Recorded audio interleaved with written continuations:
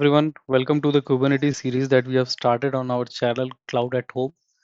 Okay, so this is free of cost and we are covering complete detailed topics on the Kubernetes. So in the today's topic, we are going to discuss about the DaemonSet. Okay, so what is DaemonSet? So DaemonSet is a Kubernetes object, right, that ensures one pod runs on every node. This is the very simple definition. Okay, let's say if your cluster having 10 nodes, then there will be one pod deployed to each all 10 nodes automatically by a daemon set, right? So what next we are writing here, you see, whenever a new pod is added to the cluster, okay, so let's assume this is a cluster, and inside the cluster there are two nodes. Okay, so automatically on both the nodes there will be two pods will get added. But if in case you are adding another node into the cluster, let's add as well. So let's say I'm adding another node into the cluster. So what will happen is DaemonSet will automatically create a new pod inside the node, right? So why this is why this we are creating it and why it is helpful? Okay, so this can be helpful when you are using when you wanted to deploy agents which is going to collect some logs. Okay, so log collection agents like Fluentd, okay, filebeat. So these all will collect the logs at your node level, right? So you can deploy those things. You can also deploy monitoring agents like Prometheus, okay, node exporter, for collecting node matrices. So these things, network plugins also like Classio and VNet, right? So these you can implement as a network plugin as well. Storage daemon security agents. Okay, so these are some different things you can use DaemonSet whenever you wanted to deploy. What are those things we have discussed? Like log collection agent, monitoring agent, network plugin, storage daemons, and security agents. Right. In all these kind of five scenarios, you can use DaemonSet in your application or in your architecture. Okay. So how we create it? So creation we can do both by imperative as well as declarative way. Okay. I have already done it in the system for now. So say for example, let's understand our declarative way. So this is our YAML manifest file, right? So far we were using kind as pod deployments and other different things we have used, right? But when you are doing a daemon set deployment or you are applying the daemon set, so in that case you have to use kind as daemon set. Okay, this specifically you have to remember, and API version is app/v1. Okay, these all things will be same, like what is the name and under which namespace you are creating the daemon set, right? What selector and what label you are using, that you can mention for the pod level. Okay, this we will understand readiness gates and all. Okay, I will discuss with you when we have to use it. For now, you consider it as commented. Okay, and for that pod, what image we are using, and that image is opened at which port number. So these are the simple definition of daemon set file. Okay, now before we go and apply, okay, and in the backend I should do this. I mean, let's see kubectl get daemon sets under the namespace of monitoring. Okay, so for now I have already deployed this daemon set, so it should come here. Meanwhile, it will come. Let me show you the architecture diagram also how it works. Okay, so once the user will apply kubectl, okay, any commands it will apply. So API server will accept the request and it will store the daemon set spec. Okay, the spec data it will store into the etcd. So etcd we already know that etcd is used to store the current state and desired state. So what it will do, it will store your daemon set spec information into the etcd. After this, what will happen? The controller manager is there, right? Under the master node, controller manager will keep on looking into the etcd, and it is watches if a daemon set is present here. Okay, it will detect and it will schedule a pod on each node. So controller manager is going to apply a pods on the node level. Okay, scheduler is not going to be involved in this. Okay, scheduler is not involved and it will directly bypass this. Okay, the process will bypass this, and we using the controller manager only, it will get deployed to another node. And kubelet is there, right? It's kind of agent. It will ensure like, okay, your image is pulled and container is started. Once it is started, it will deploy the node. Okay, and after this, master node will again look for the another node. If another new node will get created, it will again create a new node and new pod into the new node, right? So and that will take care of like monitoring and other activities based on the application. Okay, so now let's see here what we have, what we are doing here. So what I was trying to do is kubectl get daemon space and monitoring hyphen and monitoring. Okay, so you can see this daemon set I have already applied and it is currently available. Since I'm using Docker desktop, so there is only one node available, and for one node there is one daemon set available with me. Okay, in case I have to use or I have to show you the pods.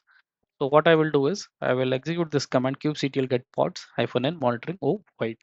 Okay. So when we execute the command, so you can see this is my pod name. It is in running condition. Okay, it is ready and running condition. This is the pod IP address, Docker desktop, and nominated node and readiness gateway is equals to none. Okay.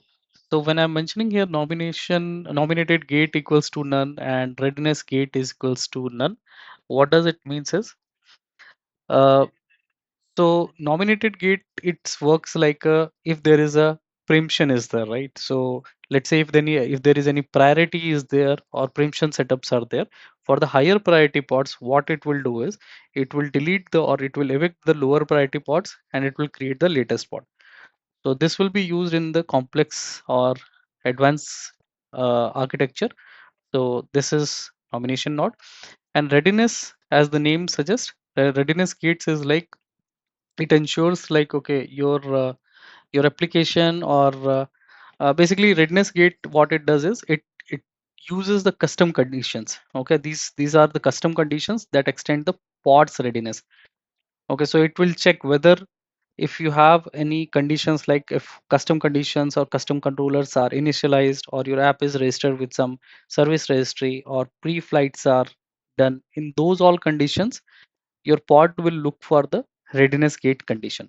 Okay, as I was telling in this example, so if you apply this readiness gate like this, readiness gates, and then condition type is example.com slash custom ready. So once this website is ready, then your pod will be running up and running. So that kind of things you can do. Currently both the scenarios are none for me because this is for demo and testing. Okay, so I hope this is clear to you. Okay, next thing what we can discuss here is we have already seen this daemon monitoring and all. Now we can see uh, let's say kubectl describe daemon set. My daemon set name is node exporter hyphen then monitoring. Okay, so let's wait for the. Okay, so what is the issue? Let's write it again. Okay, so what it is telling is desired number of nodes is 1, current number of node is also 1, right? And under the each node there is one pod up to date and available. Okay, they are in running condition and what is the port I'm opening. So that information is also available.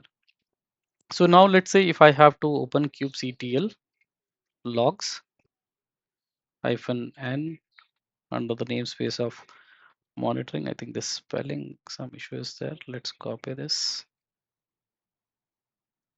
Okay, so under the monitoring namespace, right? And what is my pod name? So do you have a pod name? Yes, it is there. I will copy this and I'll paste here. Okay, so now you can see it is showing some results and it is telling like each every minute. It is a node level information it is providing us. Okay, so if you are using a Prometheus, it will read the data and it will provide you the output, right? And what we can also do here is we can do the port forwarding. So kubectl port forward. Okay, and then under the port forward under the namespace of monitoring, my pod name is this, port number is 9100. Okay, let's open this port. So this port is open now and it is forwarding the request to this port. Now what I will do is I will refresh this.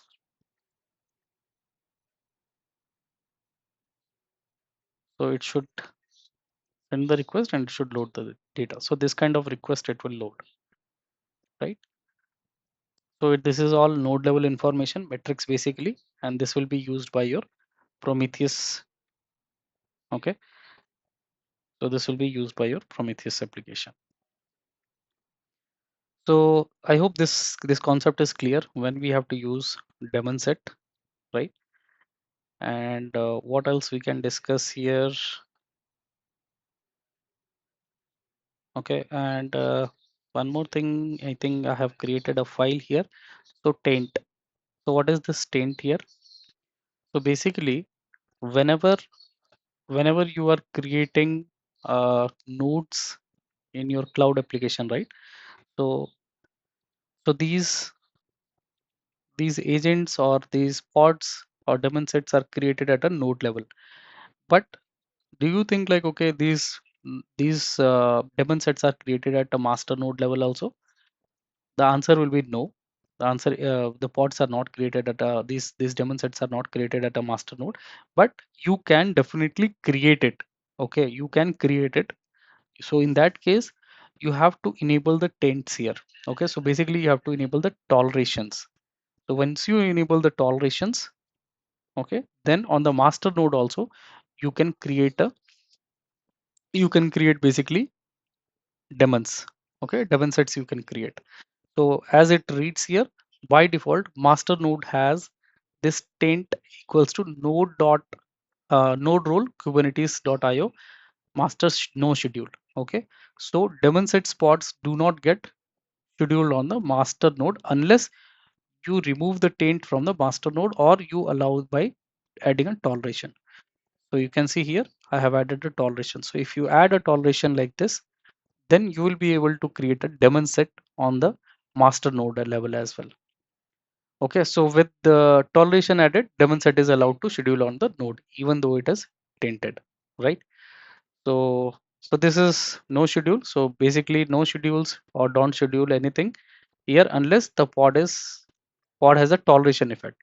Okay, so in general it is mentioned as no schedule, but if you are declaring as a toleration, then on a master node also you can create the daemons. Okay, so and there is another effect also you can add as no if no schedule. Basically it will what it will do is it will uh, evict all the existing pods, okay, that don't tolerate the taints. Okay, block any new pods without matching toleration. So so this you have to use if the pod fails basically. Okay, so no execute you have to use. Okay, so it will remove all the pods and it will block all any new pods to be created on the system. Okay, if you are using no schedule. Right, so I hope this is also clear, and this is an interesting topic as well. On a master node, do we are we able to create uh, daemon sets or not? But generally, we do not create on a master node daemon sets because then it will be a security related things like okay, you have to provide more and more space to your master node and ensure like I mean you try to add more and more daemon sets and any another application loads onto the worker nodes. This should be little bit free, but it is not like you cannot add daemon sets. You can add the toleration and you can add here daemon sets as well. Okay, and if you're adding DaemonSets, maybe you can use it into your test environment or dev environment. You can use it, and you can check the logs and metrics of your master node. And then in the production, it is not advised to use DaemonSet on the master node. Rather, it is always asked to deploy all the DaemonSet on the worker nodes. Okay, so I hope this concept is clear. What is DaemonSet? What is Taints? Okay, what is Tolerations? Okay, these are some important topics we should look forward to understand. Okay, what is readiness gateway, readiness gates and all, so, and what is nominated. So these things we should understand before we go ahead with statefulness. Okay, so thanks for watching the video. If you have liked and understood something, please don't forget to subscribe and share it with your colleagues. Okay, thank you everyone. Have a great day.